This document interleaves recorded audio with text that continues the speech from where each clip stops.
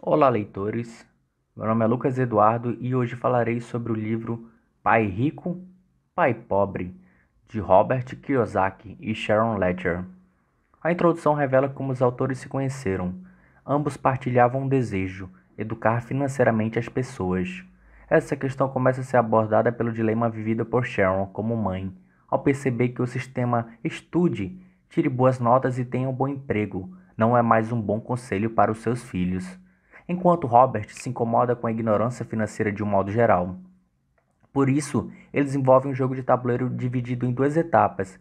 O objetivo do jogo é conseguir sair da corrida dos ratos, tido como o local onde as pessoas trabalham para pagar contas e impostos, sem que seu dinheiro trabalhe para elas, e passa para a pista de alta velocidade, local onde a estabilidade financeira e segurança, seus investimentos trabalham para você. Sharon se interessa por esse método desenvolvido por Robert e participa do teste piloto do jogo. Resultado do teste: o teste mostra que mesmo especialistas, como gerentes de bancos, muitas vezes não fazem a menor ideia de como sair da corrida dos ratos. E, de fato, com mais de 3 horas de experimento, Sharon foi a única que conseguiu passar para a pista de alta velocidade. Depois desse primeiro contato, e buscando resposta para a indagação, como ensinar uma criança o mínimo sobre finanças para que ela saiba jogar pelas novas regras do mercado, Robert convida Shawn para ajudá-lo na edição de seu livro, afirmando que, com ele, essa pergunta pode ser respondida. Assim, Pai Rico, Pai Pobre se propõe a responder essa pergunta através de suas lições, que podem ser utilizadas e aprendidas não só por crianças, mas por qualquer um que deseja sair da corrida dos ratos. Capítulo 1: Pai Rico, Pai Pobre. O primeiro capítulo traz uma perspectiva sobre o comportamento de cada um dos pais. É interessante frisar que quando Robert começou a aprender sobre o modo como cada um tratava o dinheiro, ambos estavam em situações financeiras parecidas, início de carreira e rendas compatíveis. Porém, um se tornou o mais rico do Havaí e o outro morreu deixando dívidas para sua família. Uma visão clara do modo como cada um dos pais se relaciona com o dinheiro é traçada nesse momento inicial e mostra que a mentalidade influencia de modo radical na situação financeira futura de cada indivíduo. O embate da mentalidade mostrado é bem simples. Um pai trabalha pelo dinheiro e o outro fazia com que o dinheiro trabalhasse para ele. O problema da preguiça mental. O capítulo aborda também a questão da preguiça mental. Robert relata que enquanto seu pai pobre tinha diversos títulos acadêmicos e era altamente instruído, na hora de pensar em o dinheiro, ele era preguiçoso e não exercitava suas habilidades financeiras, nem as desenvolvia. Ele observou que seu pai pobre era pobre não pelo dinheiro que ganhava, que era bastante, mas por causa dos seus pensamentos e ações. Ele percebeu ainda que desenvolver uma mentalidade e educar-se financeiramente levam tempo, tanto que dos 9 aos 39 anos precisou que seu pai rico continuasse repetindo para ele as mesmas 6 lições que são apresentadas no livro. Por isso, é importante começar a educação financeira de berço, uma vez que as escolas não a oferecem. Contudo, se a maioria dos pais é ou será pobre, as gerações ficam fadadas ao mesmo caminho. Capítulo 2, Lição 1: Os ricos não trabalham pelo dinheiro. Para ensinar essa lição, o autor usa 3 histórias de sua vida. O amigo Mike, que estuda com Robert, é inserido no contexto por uma delas, ao propor uma sociedade para que deixem de ser pobres, após serem destratados por garotos ricos de sua escola. Logo, ser rico torna-se a prioridade dos dois. Eles têm a ideia de fazer dinheiro, cunhando moedas a partir de tubos de pastas usados. Na época, os tubos eram de chumbo. Entretanto, logo o pai de Robert alerta que aquela atividade é ilegal e adverte os meninos que, se eles quiserem mesmo saber como tornarem-se ricos, deveriam procurar o pai de Mike, que sempre era muito elogiado pelo gerente do banco por seus investimentos. Dessa forma, o pai rico, pai de Mike, é introduzido na narrativa e passa a ter papel ativo. Ele concorda em ensinar os meninos a serem ricos. Pai rico entra em ação. Começa aqui a segunda história. O pai rico propõe que eles trabalhem para ele por 10 centavos a hora, o que era muito pouco. Ao perceber, após 3 semanas de trabalho, que não estava aprendendo nada e ainda estava trabalhando por uma miséria, Robert confronta seu empregador e ele ensina a primeira lição. Pai Rico explica a Robert que ele irá ensinar como a vida ensina através de pancadas. E, ao ser atingido por esse primeiro golpe, ele estaria vivenciando o que a maioria dos adultos vivencia todos os dias: trabalhar por um salário que não supre as suas necessidades.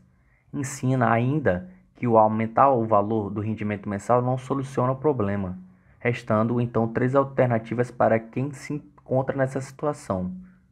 Alternativas para quem acredita que o salário não é suficiente: reclamar e procurar outro emprego, se acomodar e aceitar a situação, ou procurar uma forma de fazer o dinheiro trabalhar para eles. Ele segue argumentando que a maioria fica presa na primeira ou segunda opções, justamente por dois sentimentos: medo e ambição. O medo de não ter como pagar as contas e a ambição de querer sempre mais dinheiro. Porém, como já dito, mais dinheiro não resolve o problema. Sem instrução financeira, o que acontece quando se ganha mais dinheiro é que aumenta seu consumo, paga-se mais impostos e muitas vezes as dívidas continuam. Ademais, o padrão trabalhar para pagar contas prossegue, deixando-o preso eternamente na corrida dos ratos. É necessário fugir da grande armadilha. O pai de Mike então faz uma nova proposta para os garotos. Sugere que eles trabalhem de graça, para fugir do que ele chama de a grande armadilha, que é trabalhar pelo dinheiro e tornar-se escravo dele através das emoções já citadas. Ele explica que não pagar é uma forma de eliminar o medo e fazer com que os garotos enxerguem as oportunidades que poderiam passar despercebidas quando se está focado apenas no dinheiro. A partir desse ponto, começa uma vasta explicação de como o dinheiro desencadeia emoções que interferem no raciocínio e estas acabam impedindo uma análise clara das oportunidades. Pai Rico aconselha os garotos a usarem as emoções a seu favor, uma vez que muitos ricos ainda são escravos do dinheiro por medo de perder suas fortunas. E viver com medo de perder é igual ou pior do que viver com medo de não ter. Aprendendo novas lições sobre o dinheiro. A terceira história do capítulo é inserida no contexto para explicar a decisão dos meninos em não trabalhar por dinheiro, já que eles exploram uma oportunidade não percebida antes, sendo que eles se encontravam nas mesmas situações de quando ganhavam 10 centavos por hora. O negócio que surgiu dessa oportunidade durou apenas 3 meses, mas já foi o suficiente para os sócios aprenderem novas lições. Por exemplo, como fazer o dinheiro trabalhar para você? Como é difícil arranjar bons funcionários e como controlar o fluxo financeiro de uma empresa. A grande lição do capítulo é promover a reflexão sobre o papel do dinheiro na vida do indivíduo e como as emoções podem influenciar nas decisões. O autor frisa bem que não devemos ser escravos do dinheiro, mas sim dominar nossos sentimentos, escolhendo os nossos pensamentos e ações de forma racional. Essa lição pode ser bem resumida em uma das falas de Pai Rico. Continue trabalhando, garotos, mas quanto mais cedo vocês se esquecerem de que precisam de um contra-cheque, mais fácil se tornará sua vida adulta. Continue usando o seu cérebro, trabalhem de graça, e logo sua mente lhes mostrará formas de ganhar muito mais dinheiro do que eu poderia lhes pagar. Vocês verão o que outras pessoas nunca perceberam, oportunidades que estão à frente de seu nariz. A maioria jamais enxerga essas oportunidades porque estão atrás de dinheiro e segurança, e é isso que elas recebem. No momento em que vislumbrarem uma oportunidade, vocês a reconhecerão pelo resto de suas vidas. Quando conseguirem ver isso, vou lhe ensinar outra coisa. Aprendam essa lição e evitarão uma das maiores armadilhas da vida. Capítulo 3. Lição 2. Para que alfabetização financeira? Esta parte da obra mostra a história de várias pessoas que já foram muito ricas e morreram na miséria, comprovando a tese já mostrada no livro de que o dinheiro pelo dinheiro não garante estabilidade financeira. O que garante é a inteligência financeira. A partir desse ponto, Robert começa a mostrar como um pai rico ensinou a dois jovens sobre finanças. De modo fácil e simples, ele resume uma das maiores lições de seu mentor, dizendo: você tem que conhecer a diferença entre um ativo e um passivo e comprar ativos. Se você deseja ser rico, isso é tudo que você precisa conhecer. O problema, segundo o autor, é que muitos não sabem diferenciar ativos de passivos, ou ainda compram passivos e imaginam que eles são ativos. Dessa forma, passam a vida toda sem saber o que é ter o dinheiro trabalhando para eles. Robert apresenta conceitos bem diferentes dos contábeis para ativos e passivos, mas simples de entender. Explica que ativos são aqueles que geram renda para o seu proprietário, já passivos são aqueles que geram despesas. Assim, fica fácil perceber que alguns dos ativos que acreditamos possuir, casa própria, carro, entre outros, na verdade são passivos do ponto de vista do autor. A definição de ativos e passivos e suas respectivas repercussões nas demonstrações financeiras são apresentadas na obra por meio de dois diagramas. Com base neles, fica descomplicado identificar por que Pai Rico acreditava que uma casa própria não é um ativo. O livro explicita mais uma série de motivos, razões pelas quais casa própria não é um ativo. Em geral, trata-se de um bem que nunca é efetivamente seu, uma vez que a cada novo financiamento de 30 anos, levando-se em consideração que o proprietário troca de casa durante sua vida, adquire-se uma nova dívida. O IPTU é uma forma clara de demonstrar que, ao invés de gerar renda, um imóvel gera gasto. O valor de um imóvel nem sempre aumenta, e muitas vezes o valor final pago em um financiamento não pode ser recuperado pela venda.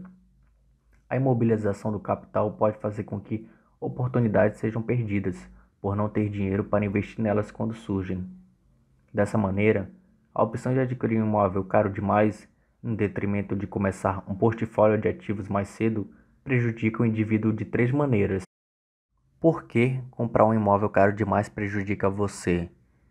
Perda de tempo, já que outros ativos poderiam estar registrando ganhos em seu valor no longo prazo. Perda de capital adicional, que poderia ter sido investido em mais ativos, ao invés de estar pagando valores de manutenção ligados ao imóvel.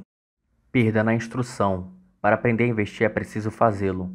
Como os valores pagos nos imóveis são altos, na maioria dos casos, os casais não conseguem ter margem para investir e isso custa a eles experiências em negócios, culminando em nunca se tornarem investidores sofisticados, que é para quem são oferecidas as melhores oportunidades de investimento. No final do capítulo, Robert explica que para sair da corrida dos ratos, é necessário investir cada vez mais em ativos, até que a renda deles não só cubra suas despesas, mas seja possível reinvesti-la em outros ativos, aumentando a riqueza. Nesse ponto de independência financeira, não se precisa mais do salário e pode-se viver sem ele. Esse é o conceito de ser rico para o autor. E arremata seu pensamento dizendo: os ricos compram ativos, os pobres só têm despesas, a classe média compra passivos, pensando que são ativos. Capítulo 4, Lição 3. Cuide de seus negócios. Nesta lição, Kiyosaki traz novamente um diagrama que já havia sido mostrado. Este traduz para que em cada parte do seu patrimônio trabalha. No diagrama, a gente pode ver claramente que o seu salário resulta de sua profissão, trabalha para enriquecer o dono do negócio. A despesa trabalha para o governo, na forma de impostos. Os passivos trabalham para os bancos, na forma de juros. O único dinheiro que trabalha para você está em seus ativos. Com essa ideia bem definida, o autor esclarece que quando ele aconselha a cuidar do seu negócio, ele se refere à formação e à manutenção de uma sólida coluna de ativos. Deixa ainda bem clara a diferença de negócio para profissão. Seu negócio é aquilo que te gera renda sem que você esteja trabalhando diretamente nele. Já a sua profissão é seu emprego. Robert adverte que não é preciso deixar sua profissão para ter seu negócio. O mais importante é diminuir seus passivos e despesas, de modo a proporcionar a compra de seus ativos e o início de seu negócio. Ele ressalta que é de suma importância desenvolver negócios com o que se gosta, atividades que tragam prazer e satisfação. Em seguida, o autor mostra uma lista de ativos que ele sugere que sejam adquiridos, divididos em categorias, quais sejam ativos para adquirir ao longo da vida. Primeiro, negócios que não exijam sua presença.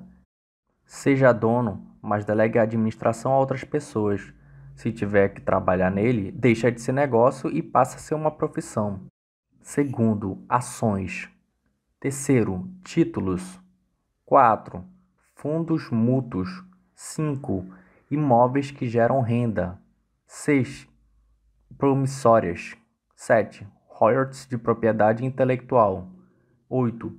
Tudo que tenha valor, gere renda ou se valorize e tenha um mercado líquido. O próprio autor não aconselha que todos abram uma empresa, pois não são todos que têm vocação para tal. No entanto, ele deixa claro que a prioridade para alguém que quer ter estabilidade financeira é trabalhar arduamente em sua coluna de ativos para desenvolver seus negócios.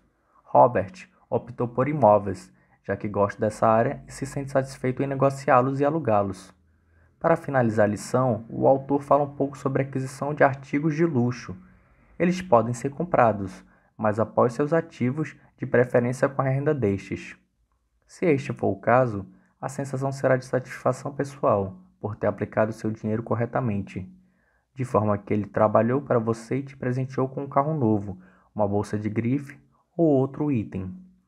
Entretanto, ao comprar um item de luxo sem investir antes em seus ativos, o prazer inicial se transformará em ressentimento, pois ao invés de alegria, te trará uma dívida e mais um passivo inútil gerador de despesa.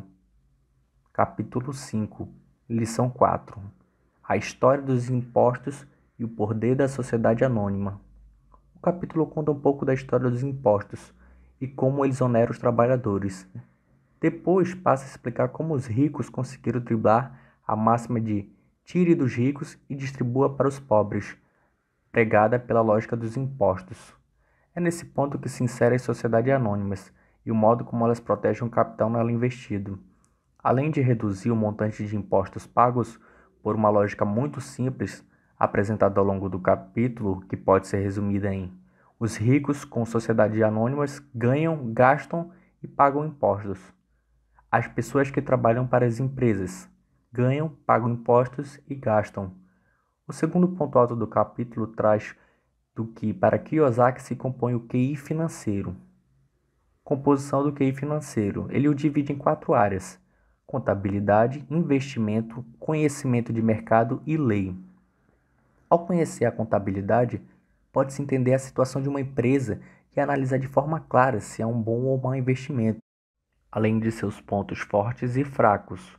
Investimento, por outro lado, é, para o autor, a ciência do dinheiro que faz dinheiro. Mexe diretamente com criatividade e estratégia de cada um.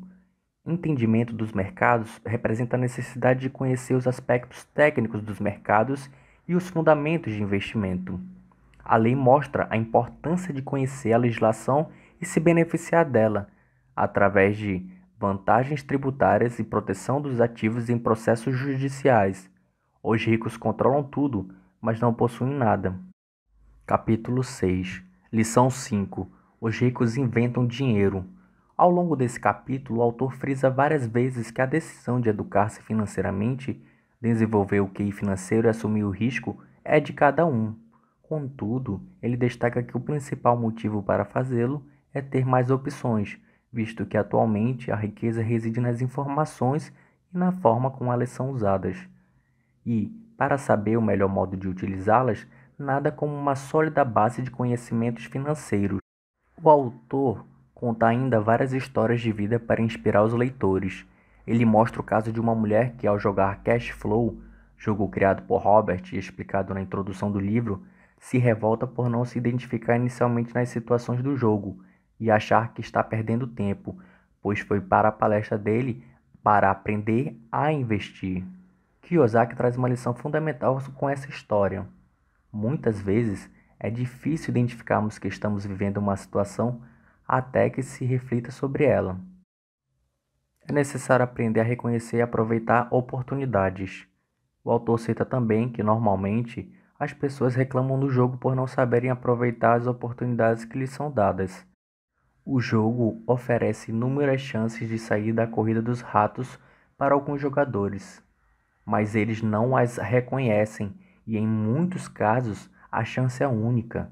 Assim como no jogo, saber reconhecer e aproveitar as oportunidades na vida são habilidades que podem ser desenvolvidas e aprimoradas através da alfabetização financeira. Eis aqui mais um motivo para investir nessa área. Ele deixa bem claro que, independentemente do que aconteça, o que realmente importa é quantas soluções financeiras diferentes se pode achar para cada situação encontrada. E esta também é uma concepção de inteligência financeira defendida por Robert, inventando o dinheiro. Em seguida, são contadas 2 histórias de como, com pouco ou nenhum dinheiro, ele conseguiu multiplicar e fazer dinheiro, que é o título da lição. Na verdade, inventar dinheiro para ele significa investir pouco ou nada e multiplicar esses valores de modo quase infinito, uma vez que o aporte inicial foi zero ou próximo a isso. Em um dos relatos, ele conta que comprou uma casa com R$ 5.000 de entrada e pagou as prestações do financiamento com o aluguel, ficando mensalmente com R$ 40 por mês de renda. Um tempo depois, ele vendeu a casa por 95 mil e comprou um prédio de 15 apartamentos. Após isso, ele vendeu esse prédio e comprou um com 30 apartamentos, e assim, de 5 mil inicialmente investidos, seu último prédio valia mais de 1 milhão. Isso ele fez em um espaço de tempo de 5 anos, aproveitando-se de uma crise. Robert deixa bem claro que os exemplos citados servem apenas como inspiração, não como conselhos. O que ele deseja é mostrar que existem oportunidades, pode-se aprender como aproveitá-las e até como fazer isso sem capital ou com capital muito baixo, já que grandes oportunidades não são vistas com os olhos, mas com a mente. Muita gente não ficará rica nunca simplesmente por não ter treinamento financeiro para reconhecer oportunidades que estão bem à sua frente. Tipos de investidores. Como o último ponto dessa lição, apresenta-se os dois tipos de investidores, um que procura investimentos seguros e outro que monta sua própria carteira e assume mais riscos. O autor afirma que para ser o segundo tipo de investidor, além das habilidades já citadas do QI financeiro, é preciso desenvolver mais três. A primeira é como encontrar oportunidade que ninguém mais viu. A segunda é como conseguir dinheiro em outras fontes que não bancos. Uma dica dada por ele é usar seus conhecimentos para oferir vantagens de quem não as domina. No exemplo citado nesse trecho, Robert fez uma corretagem para um investidor, negociando por menos de 900 mil um prédio que valia mais de 1.200.000, ou seja, ele usou seus conhecimentos a seu favor e conseguiu lucrar com isso. Terceiro, como organizar pessoas espertas. Pessoas ricas contratam pessoas inteligentes para trabalhar para elas. Por fim, ele reconhece que há muito para ser aprendido, mas as recompensas de buscar o caminho seguido pelo investidor do tipo 2, que lucra muito mais, são bem maiores do que aquelas oferidas pelo investidor que está preso à segurança. Assim, o conhecimento é a maior riqueza de um investidor, e seu maior risco é não tê-lo. Entretanto, mesmo com o conhecimento, haverá outros riscos. O importante é aprender e administrá-los. Capítulo 7, Lição 6. Trabalhe para aprender, não pelo dinheiro. Esta lição está embasada no fato de que ter um grande talento muitas vezes não é suficiente para ser bem-sucedido. Robert explica que ser bom em apenas uma coisa pode levar uma pessoa brilhante ao fracasso. Um conjunto de habilidades é exigido de cada um para o sucesso, e elas devem ser desenvolvidas ao longo de suas carreiras. Nesse contexto, ele conta sua trajetória no mercado de trabalho e como ele aprendeu cada uma das habilidades que tem hoje.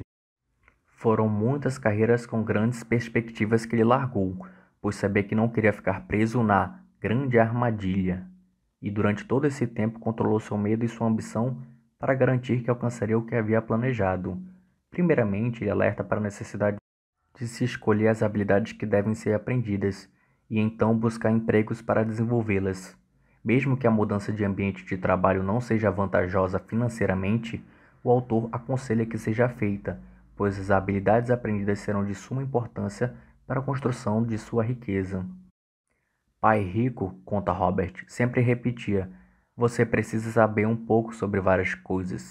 Outra opção, que não mudar de emprego, seria o marketing multinível, uma vez que duas habilidades extremamente importantes são desenvolvidas nesses programas, marketing e vendas, ou ainda pode-se optar por uma segunda ocupação.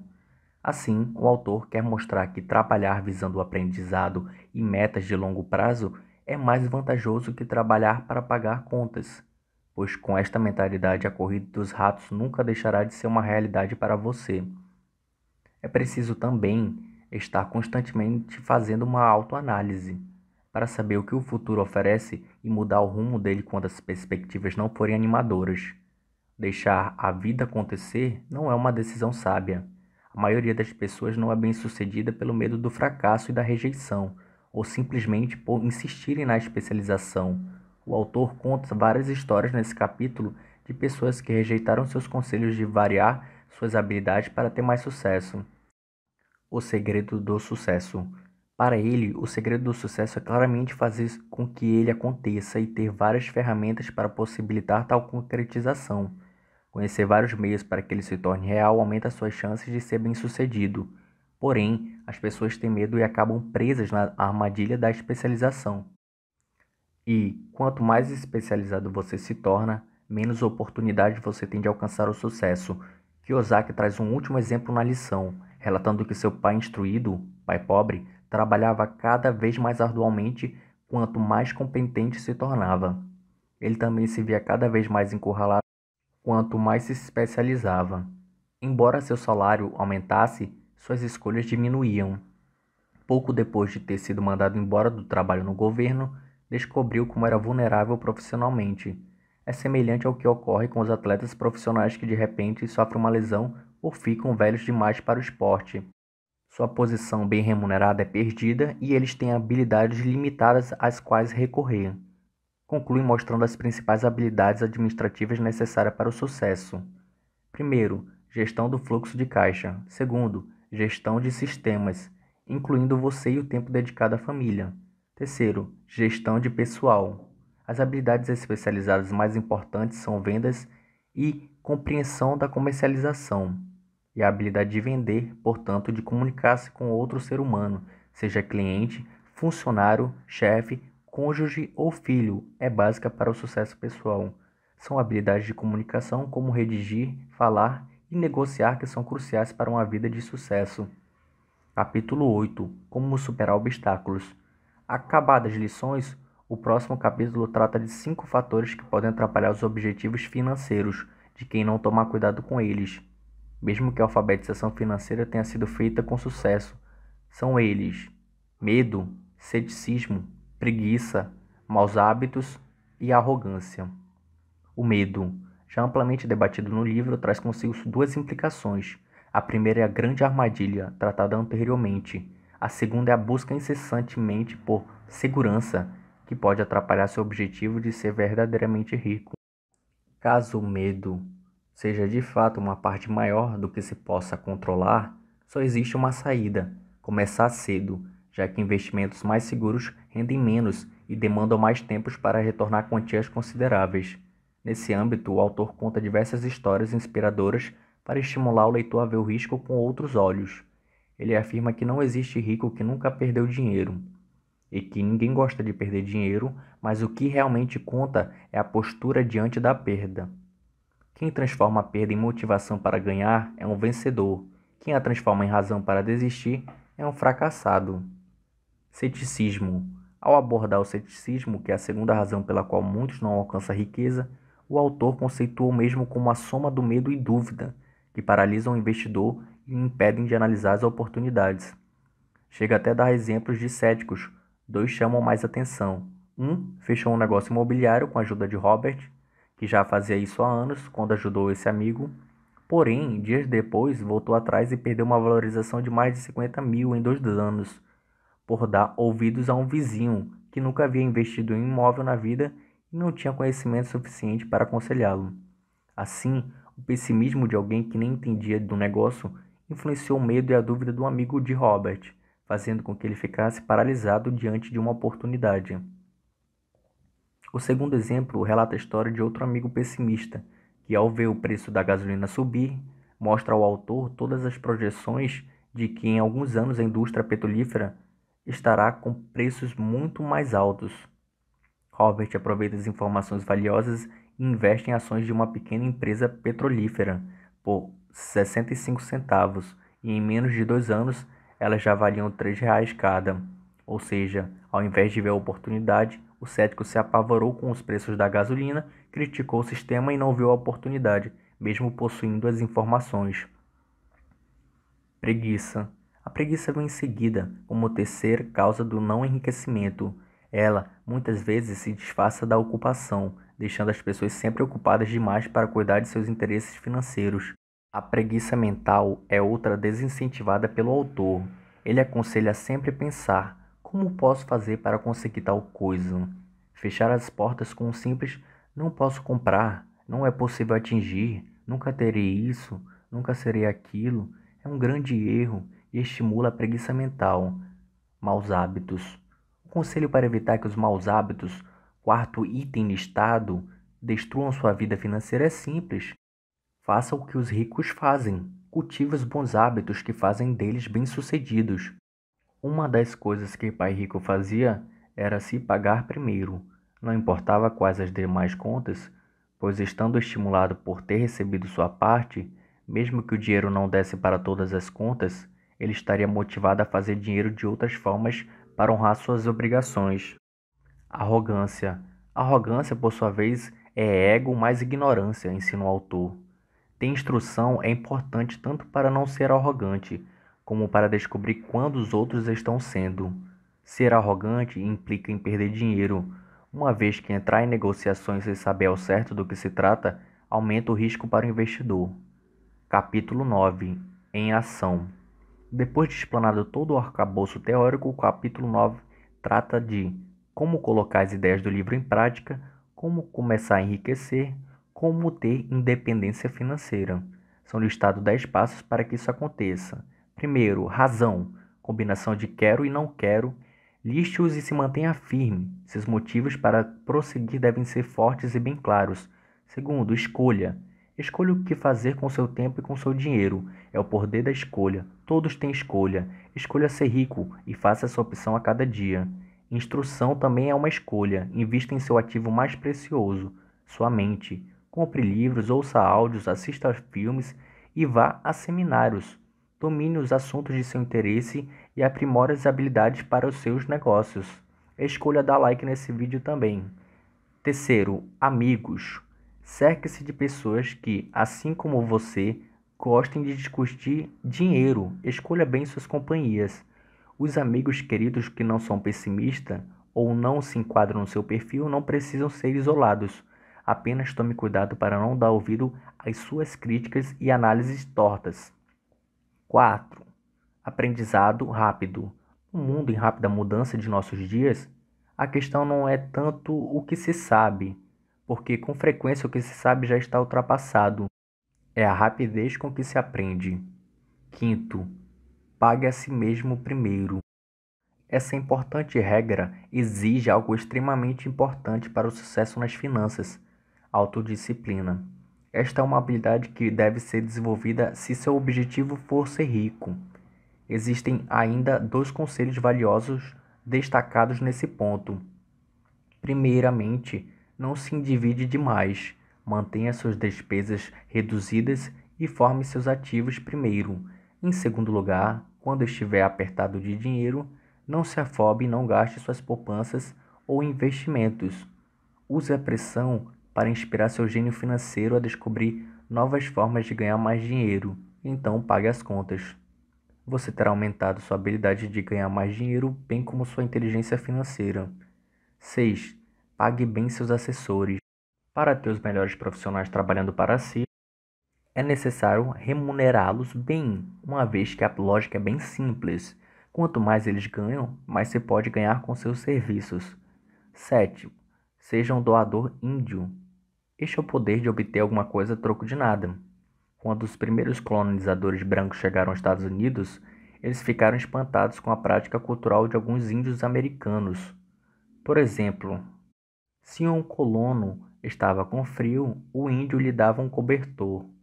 Achando que fosse um presente, o colono frequentemente ficava ofendido quando o índio o pedia de volta.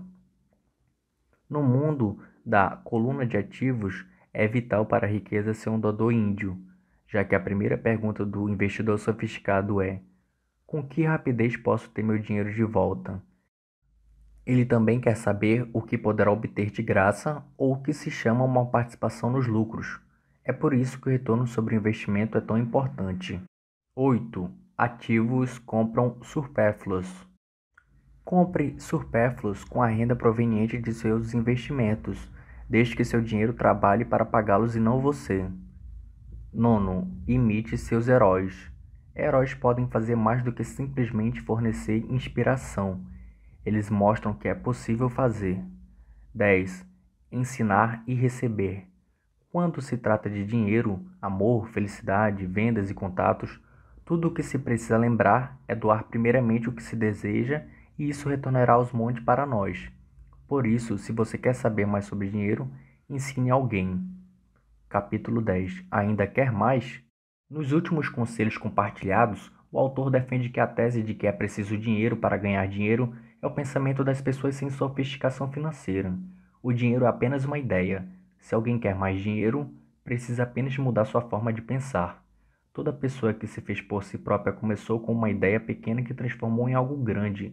O mesmo ocorre com o investimento. São necessários apenas alguns reais para começar e crescer até atingir algo grande. Instrução e conhecimento sobre dinheiro são importantes. Comece cedo. Compre um livro, veja vídeos, pratique, comece em pequena escala. Robert começou cedo e transformou $5.000 em dinheiro em um ativo de $1 milhão, o que gerou um fluxo de caixa de $5.000 mensais em menos de 6 anos. Mas começou a aprender desde garoto. E deixa uma mensagem final. Incentivo você a aprender porque não é tão difícil assim. De fato, é até fácil, uma vez que se pega o jeito da coisa.